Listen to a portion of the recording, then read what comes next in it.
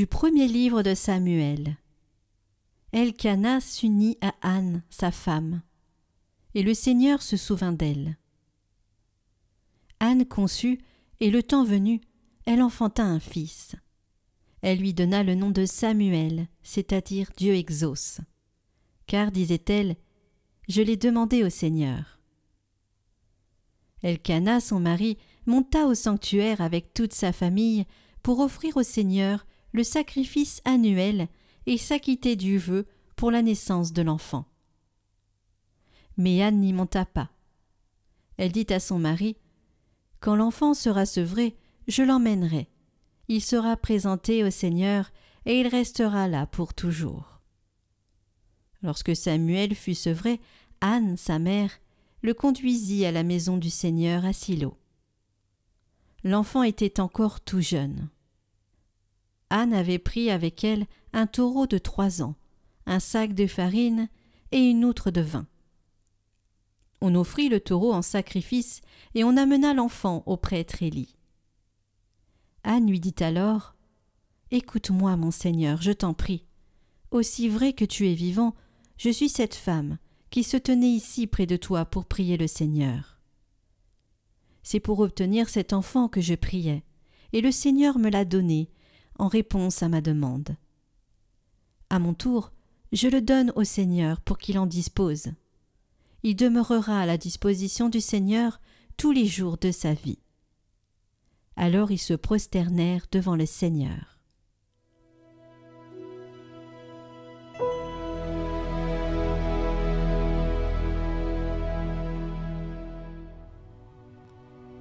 Heureux les habitants de ta maison, Seigneur. De quel amour sont aimées tes demeures, Seigneur, Dieu de l'univers. Mon âme s'épuise à désirer les parvis du Seigneur. Mon cœur et ma chair sont un cri vers le Dieu vivant. Heureux les habitants de ta maison, ils pourront te chanter encore. Heureux les hommes dont tu es la force, des chemins s'ouvrent dans leur cœur.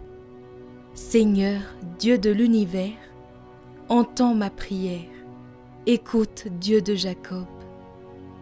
Dieu, vois notre bouclier, regarde le visage de ton Messie.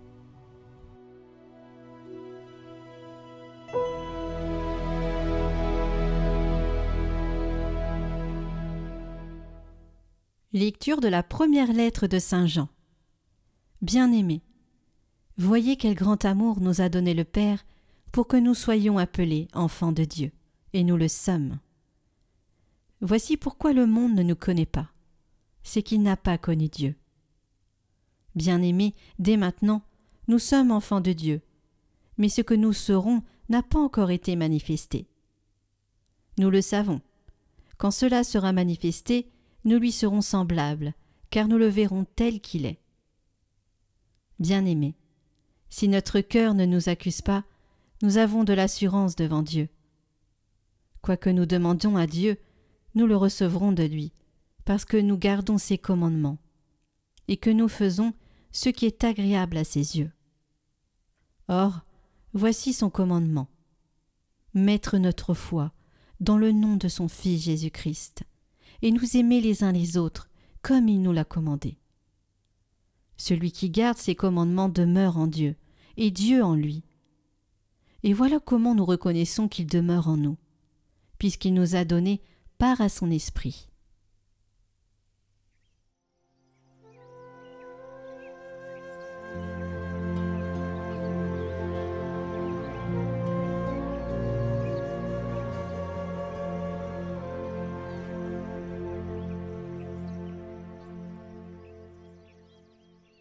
Évangile de Jésus-Christ selon saint Luc.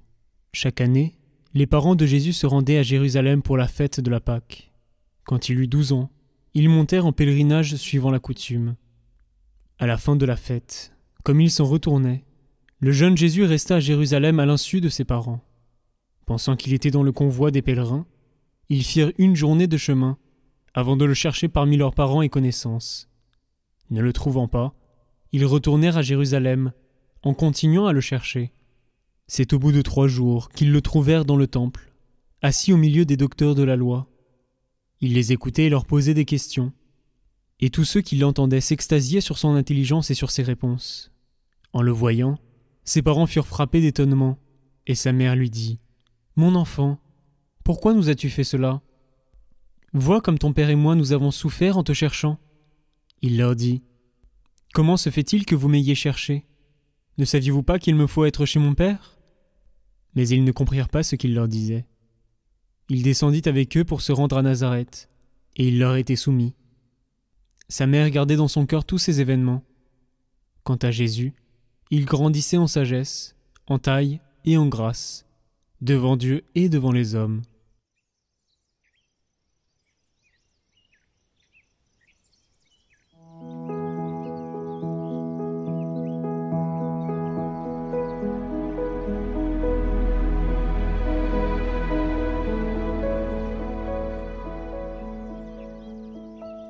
Chers amis de Catoglade, il y a seulement 4 jours, près de l'enfant Jésus, de la Sainte Vierge et de Saint Joseph, nous nous tenions bien au chaud dans la crèche de Bethléem, entre le souffle de l'âne et du bœuf.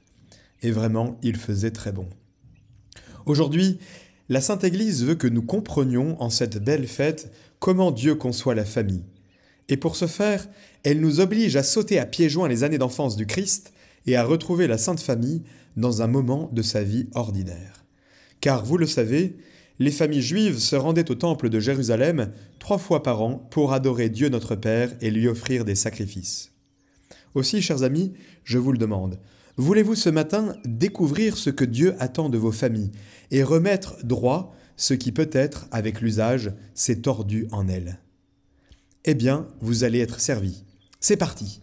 Et pour ce faire, nous allons donc suivre à présent la plus belle de toutes les familles du monde. Car il n'y a rien de meilleur, vous le savez bien, que de revenir de temps en temps à la source des choses pour mieux les comprendre et surtout mieux les vivre. Si bien que ce matin, nous allons envoyer un grand coup de projecteur sur la Sainte Famille pour éclairer notre propre chemin familial. Retrouvons donc Joseph et Marie marchant en direction du temple de Jérusalem. Quel beau voyage!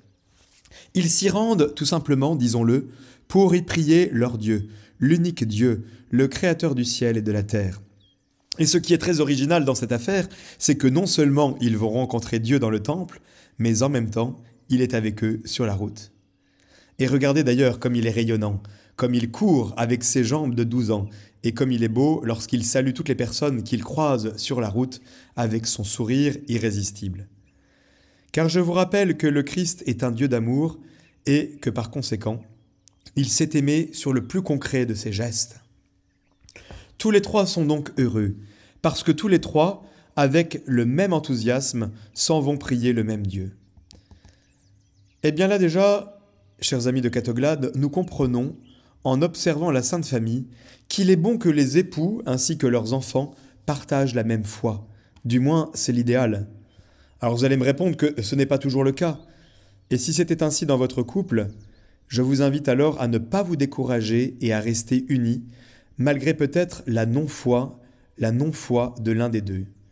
Cependant, permettez-moi de rappeler ici que l'amour est la plus haute communion qui existe au monde. C'est ce que disait un grand écrivain, Paul Bourget. On ne le lit plus beaucoup aujourd'hui. Je n'ai d'ailleurs retenu de lui que cette seule pensée. Il n'y a d'amitié, comme il n'y a de famille, que dans la communion de la foi profonde. Ce n'est pas faux. Cela veut tout simplement dire que pour s'aimer et construire quelque chose, il faut être sur la même longueur d'onde. Mais avançons. Sans doute savez-vous que les enfants et les femmes n'étaient pas tenus de se rendre à Jérusalem pour ces 3 grands pèlerinages annuels. Et que de plus, ceux qui habitaient à plus d'une journée de marche de Jérusalem n'étaient pas non plus obligés de se rendre dans la ville sainte. Voilà pour la loi. En ces temps, Marie et Jésus auraient pu éviter ce voyage. Mais quand on aime, nous le savons bien, la démesure se plaît à être au rendez-vous.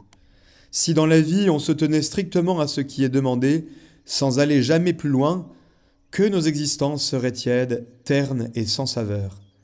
Les saints et les héros, qui sont nos grands modèles, nous le montrent magnifiquement. Et la vie quotidienne n'est pas sans illustrer cette vérité. Quand un enfant, par exemple, s'en tient uniquement à la leçon qu'il faut apprendre, sans ajouter quelques lectures, en voulant aller un tout petit peu plus loin pour approfondir le sujet, tout laisse penser que sa personnalité ne décollera pas. Et ce qui est vrai pour l'enfance, l'est plus encore pour l'adolescence et pour le monde étudiant. Ici, loin de moi tout jugement, car nous avons tous été jeunes, quelque peu inconscients, insouciants, tournés vers le facile. Cependant, quand je vois aujourd'hui des jeunes, pleins de beauté et de force, et que je les vois boire, fumer, ou encore passer des heures entières sur Facebook, au lieu de profiter de toute la vertu et la vigueur de leur intelligence, de leur dynamisme intérieur, pour enrichir leur personnalité, leur potentialité, eh bien je suis vraiment désolé de ce naufrage amorcé et encouragé par tout un mouvement de société, disons-le, sans idéal. Tout cela pour vous dire que nous découvrons déjà, à travers le seul fait que Marie et l'enfant Jésus se rendent à Jérusalem, alors qu'ils n'y étaient pas obligés, qu'il faut dans nos familles cultiver le sens de l'effort, autrement dit, l'art de l'ardeur. Allez, chers amis, un peu d'élan, je vous en prie. Ne soyons pas des pantouflards qui se demandent pendant des heures et pour 1000 choses. Alors, on y va pas, on le fait, on ne le fait pas. Allons, réveillons-nous, soyons des battants, non seulement pour gagner de l'argent, ça c'est sûr, la société nous y encourage, mais pour donner à notre vie plus de beauté, plus de hauteur. C'est dire déjà, regardez déjà si nous pouvons donner une petite conclusion à ce que nous venons de nous dire.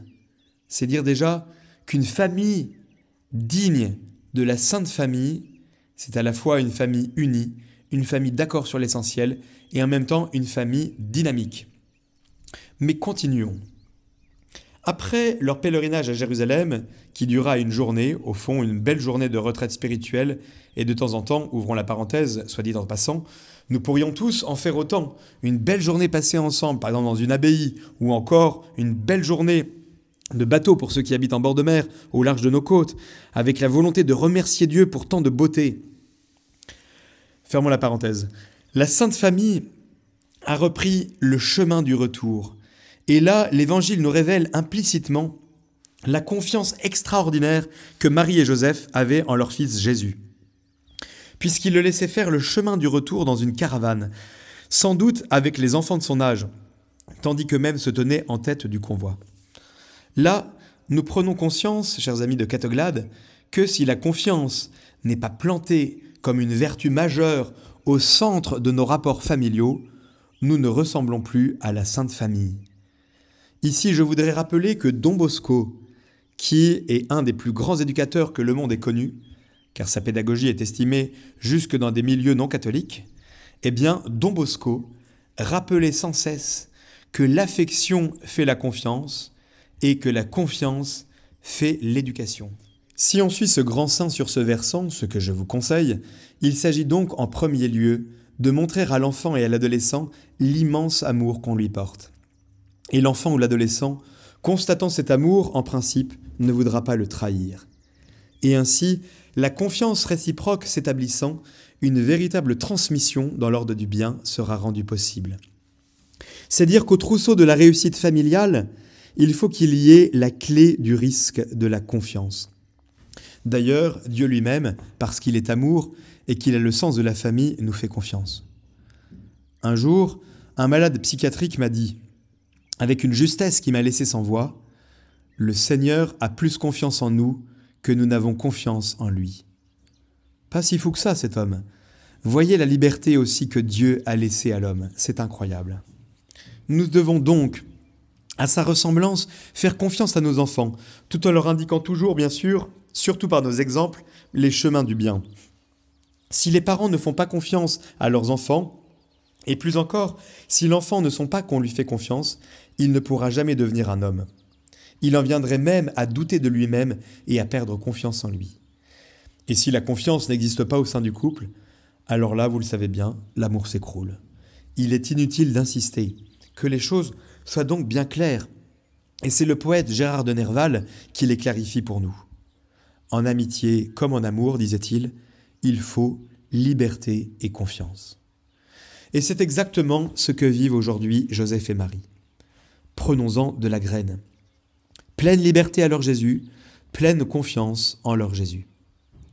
Marie n'a pas dit à Saint Joseph « Nous avons Dieu à la maison, faisons donc bien attention qu'il ne sorte pas de ces quatre murs, protégeons-le, qu'il ne s'écorche pas les jambes, les genoux aux cailloux de nos sentiers, qu'il ne quitte pas mes jupons, qu'il n'aille pas fréquenter des gens malhonnêtes. » Pas du tout.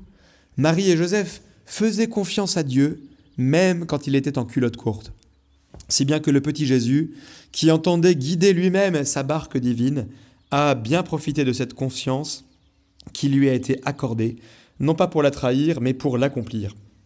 Et le voilà d'ailleurs, qui décide de rester tout seul dans le temple à Jérusalem, c'est-à-dire dans la maison de son Père, et de s'entretenir librement avec les plus hautes autorités religieuses de son temps, et de faire figure au milieu d'eux, non pas de petits théologiens en herbe, mais de théologiens sublimes, laissant sans voix tous ces barbus sûrs d'eux-mêmes et de leur doctrine. Par là, nous comprenons aussi que nos enfants sont appelés à nous dépasser dans tous les domaines. Et ce serait là une très belle réussite. Le mauvais maître, le mauvais père, veut toujours garder son élève, son enfant, en dessous de lui, alors que le bon maître, le bon père, veut qu'il le dépasse. Et ici, je pense au père Lacordaire, l'un des plus grands prédicateurs de notre histoire, qui avait fondé une belle et grande école secondaire près de Toulouse. Eh bien, figurez-vous que le père Lacordaire voulait, en plein 19e siècle, si chargé de conventions, que ses élèves le tutoyassent. Mais attention, pas immédiatement, mais avec le temps et l'œuvre du mérite. Car, disait-il, le jour où ils me tutoieront, ce sera le signe qu'ils seront arrivés à mon niveau. Et c'est là mon rêve. Voilà bien un vrai maître qui veut que ses élèves le dépassent. Voyez que nos enfants doivent devenir nos maîtres jusqu'à susciter notre admiration. D'ailleurs, laissez-moi vous dire que Joseph et Marie, malgré l'angoisse qui les étreint depuis 3 jours, alors qu'ils cherchent leur Jésus, le cœur serré et les jambes flageolantes, quand, à travers 2 colonnes du temple, ils l'aperçoivent parlant doctement au docteur de la loi qui l'écoute, ils sont dans l'admiration. Ils se réjouissent non seulement de l'avoir retrouvé, mais de le voir encore petit dans son âge et si grand dans sa sagesse. Ici, très nettement, Marie et Joseph nous demandent à leur suite d'admirer nos enfants. Mais allons encore plus loin, car nous avons encore beaucoup à apprendre. Malgré cette admiration ressentie, la femme restant la femme, la mère restant la mère, toujours un peu inquiète et captive de sa sensibilité, la Sainte Vierge, malgré sa perfection, ne peut pas s'empêcher de dire à Jésus « Mon fils, pourquoi nous as-tu fait cela ?» Et là, c'est le coup de grâce. « Je suis étonné, répond Jésus, que vous soyez étonné. Ne saviez-vous pas que je devais être aux affaires de mon Père ?» Alors là, nous découvrons parfaitement que nos enfants, mais n'en soyez pas peinés, que les enfants ne nous appartiennent pas. Même s'ils viennent de notre sang et qu'ils sont le fruit de nos gènes, ils dépassent amplement le cadre du couple qui les a conçus. Ils ne sont ni plus ni moins que des enfants adoptés, confiés par Dieu à la sollicitude bienveillante d'une famille. L'enfant conçu au sein d'un couple n'appartient pas davantage à ce couple que l'enfant que ce même couple aurait adopté. Les enfants appartiennent à Dieu, un point c'est tout. Ils ont leur propre destin. Et maintenant, chers amis, reprenons tout et essayons de garder bien en mémoire, au moins au long de cette journée, ce qu'est une famille à l'image de la Sainte Famille. C'est d'abord une famille unie par un amour fort, où chacun ne tire pas dans son coin, mais vise le même but. C'est aussi une famille vaillante, active, ennemie du canapé et des pantoufles, amoureuse de la vie, dans laquelle on doit mordre à pleines dents. C'est aussi une famille où l'on aime Dieu ensemble et où l'on le prie, en se rendant tous les dimanches dans son temple. C'est aussi une famille où l'on se fait mutuellement confiance, où l'on ne bloque pas la liberté d'aucun de ses membres. C'est enfin une famille généreuse qui ne se ferme pas sur elle-même. Voilà, chers amis de Catoglade, ce qu'est la famille selon le ciel. Ici, chers amis, il me semble vous entendre dire « Ouh là là, que la barre est haute !» et que l'on est bien loin du compte. Eh bien, chers amis, je vous dis que vous êtes bien mieux que vous ne le laissez penser, mais qu'il ne faut pas trop vous le dire pour que vous alliez encore plus haut, plus loin, plus profond, dans la volonté de devenir une famille aussi parfaite que la Sainte Famille. Et c'est possible, il suffit simplement d'ouvrir son cœur et de le vouloir. Très belle fête de la Sainte Famille, chers amis de Catoglade. Dieu vous bénisse.